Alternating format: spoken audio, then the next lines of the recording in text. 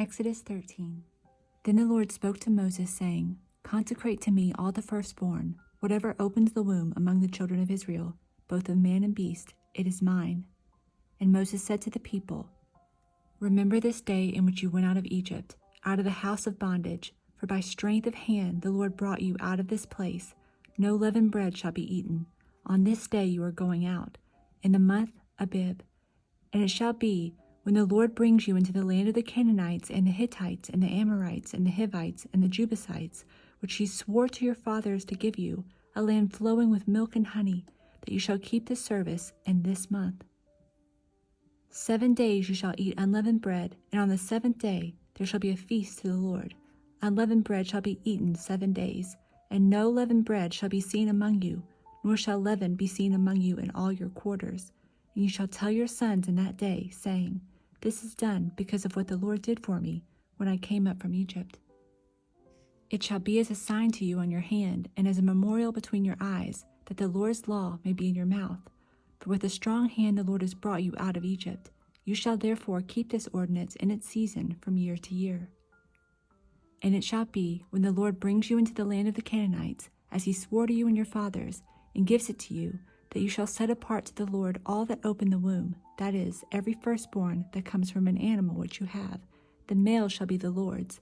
But every firstborn of a donkey you shall redeem with a lamb, and if you will not redeem it, then you shall break its neck. And all the firstborn, man among your sons, you shall redeem. So it shall be, when your son asks you in time to come, saying, What is this? That you shall say to him, By strength of hand the Lord brought us out of Egypt, out of the house of bondage.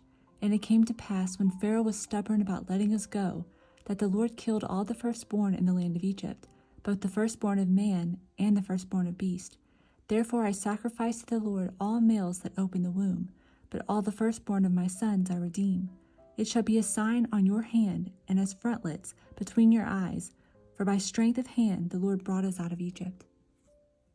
Then it came to pass, when Pharaoh had let the people go, that God did not lead them by way of the land of the Philistines, although that was near. For God said, Lest perhaps the people change their minds when they see war and return to Egypt.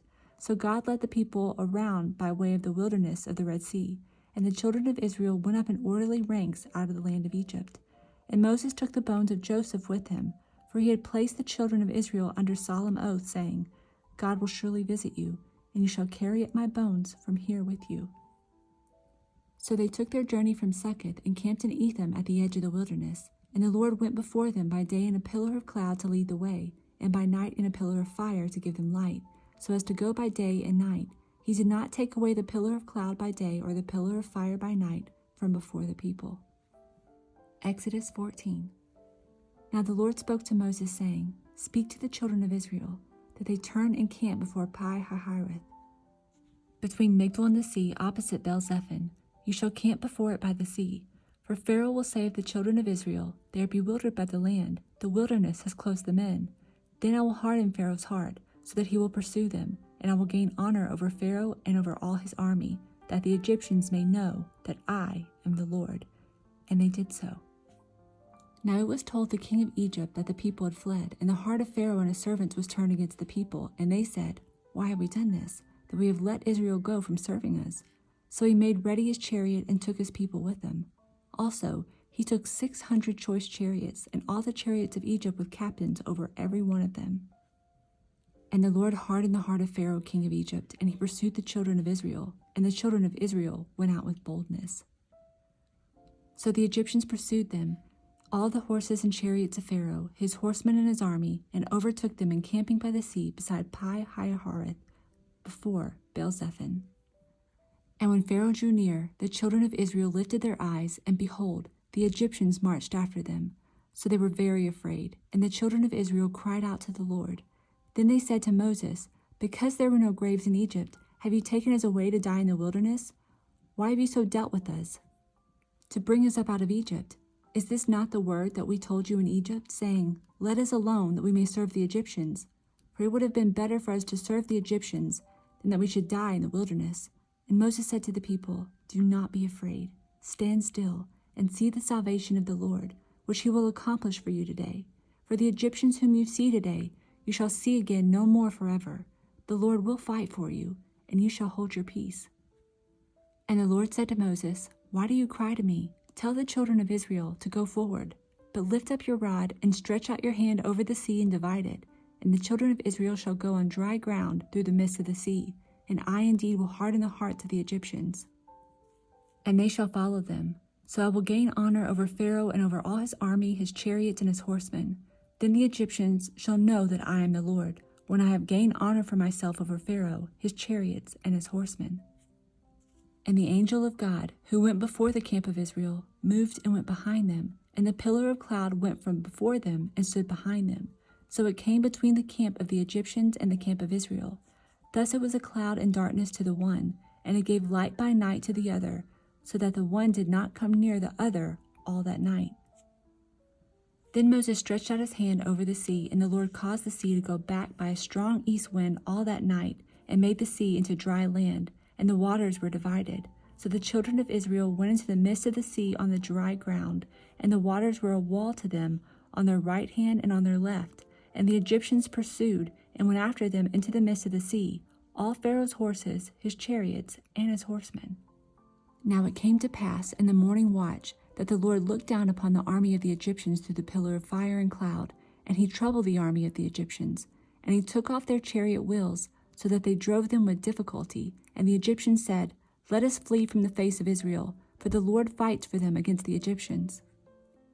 Then the Lord said to Moses, "Stretch out your hand over the sea, that the waters may come back upon the Egyptians, on their chariots and on their horsemen." And Moses stretched out his hand over the sea, and when the morning appeared, the sea returned to its full depth, while the Egyptians were fleeing into it. So the Lord overthrew the Egyptians in the midst of the sea. Then the waters returned and covered the chariots, the horsemen, and all the army of Pharaoh that came into the sea after them. Not so much as one of them remained. But the children of Israel had walked on dry land in the midst of the sea, and the waters were a wall to them on their right hand and on their left. So the Lord saved Israel that day out of the hand of the Egyptians, and Israel saw the Egyptians dead on the seashore. Thus Israel saw the great work which the Lord had done in Egypt. So the people feared the Lord, and believed the Lord and his servant Moses. Proverbs 4:20. My son, give attention to my words. Incline your ear to my sayings. Do not let them depart from your eyes. Keep them in the midst of your heart, for they are life to those who find them, and health to all their flesh. Keep your heart with all diligence, for out of it spring the issues of life. Put away from you a deceitful mouth, and put perverse lips far from you. Let your eyes look straight ahead, and your eyelids look right before you. Ponder the path of your feet, and let all your ways be established. Do not turn to the right or the left. Remove your foot from evil. Matthew 27:45. Now from the 6th hour until the 9th hour there was darkness over all the land. And about the 9th hour Jesus cried out with a loud voice, saying, Eli, Eli, lama sabachthani? That is, my God, why have you forsaken me? Some of those who stood there, when they heard that, said, This man is calling for Elijah. Immediately one of them ran and took a sponge, filled it with sour wine, and put it on a reed, and offered it to him to drink. The rest said, Let him alone. Let us see if Elijah will come to save him. And Jesus cried out again with a loud voice, and yielded up his spirit. Then behold, the veil of the temple was torn in two from top to bottom, and the earth quaked, and the rocks were split, and the graves were open, and many bodies of the saints who had fallen asleep were raised, and coming out of the graves, after his resurrection, they went into the holy city and appeared to many. So when the centurion and those with him, who were guarding Jesus, saw the earthquake and the things that had happened, they feared greatly, saying, Truly, this was the Son of God. And many women who followed Jesus from Galilee, ministering to him, were there looking on from afar, among whom were Mary Magdalene, Mary the mother of James and Joseph, and the mother of Zebedee's sons. Now when evening had come, there came a rich man from Arimathea named Joseph, who himself had also become a disciple of Jesus. This man went to Pilate and asked for the body of Jesus. Then Pilate commanded the body to be given to him. When Joseph had taken the body, he wrapped it in a clean linen cloth and laid it in his new tomb, which he had hewn out of the rock. And he rolled a large stone against the door of the tomb and departed. And Mary Magdalene was there, and the other Mary, sitting opposite the tomb. On the next day, which followed the day of preparation, the chief priests and Pharisees gathered together to Pilate, saying, Sir, we remember, while he was still alive, how that deceiver said, 'After 3 days I will rise.' Therefore, command that the tomb be made secure until the 3rd day, lest his disciples come by night and steal him away, and say to the people, 'He has risen from the dead.' So the last deception will be worse than the first." Pilate said to them, "You have a guard. Go your way, make it as secure as you know how." So they went and made the tomb secure, sealing the stone and setting the guard.